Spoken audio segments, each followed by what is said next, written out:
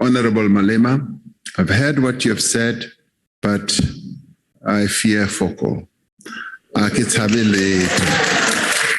Our approach is informed by an analysis also of the causes of the conflict. To address the rising costs of petrol, the Minister of Finance announced that no increases will be made to the general fuel levy on petrol and diesel for 2022 and 2023 to provide for some respite from rising costs that are continuing to go up. Now, the food prices have also gone up on the back of this.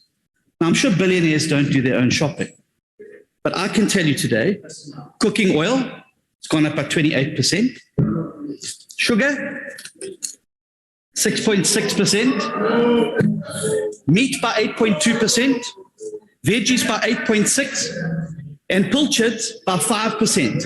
This tin cost 15 Rand in 2015 and now costs 24 Rand. And they're going to go up more.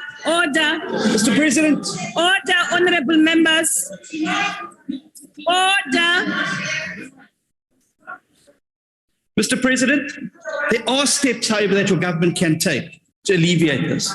So will you commit today to bringing the fuel price down to 16 Rand by cutting out your levies, scrapping your sugar tax, and immediately lifting VAT on meat and chicken, because that will bring immediate relief to poor South Africans? Thank you.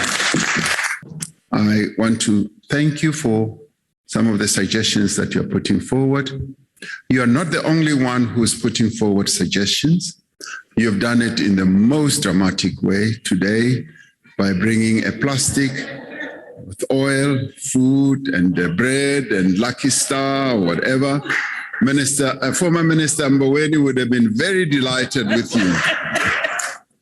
So, but let me thank you for the suggestions that you're putting forward. A number of other people are coming forward with suggestions on fuel as well as on other food prices. So all these are being given consideration, and as a compassionate government, we will find a way of addressing this as well. I can assure you it's not only a concern to you, it's also a concern to me, as well as my fellow members of cabinet. Now, obviously, Russia has felt that this is an existential threat to them. National existential threat to them. Now, obviously, no one desires war, as I have said, and we want peace, negotiation, dialogue.